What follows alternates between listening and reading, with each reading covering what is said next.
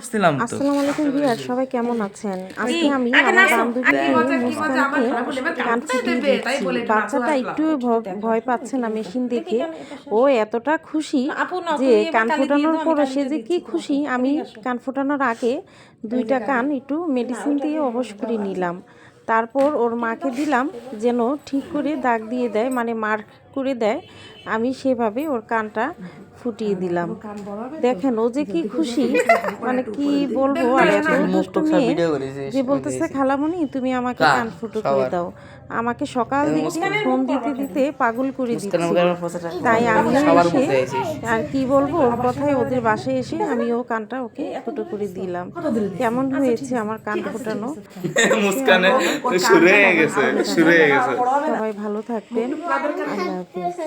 এখন বাইরে ঢং কিচ্ছু না।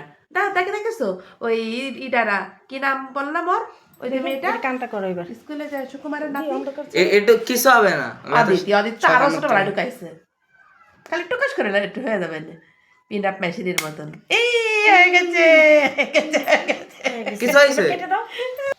দেখে দেখেছি এবার নাও আরেকটা আছে। চক রান্না করলে ব্যথা লাগে না।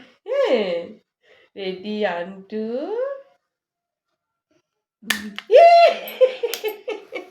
পিন আপ মেশিনের মতো একটু 4-5 দিন থাকলো কিছু মিষ্টি মুখ করা যাবে কারো না, এবার দুইটা কান কেমন দেখা যাচ্ছে? কোনো ব্যথা লাগছে মুস্কান?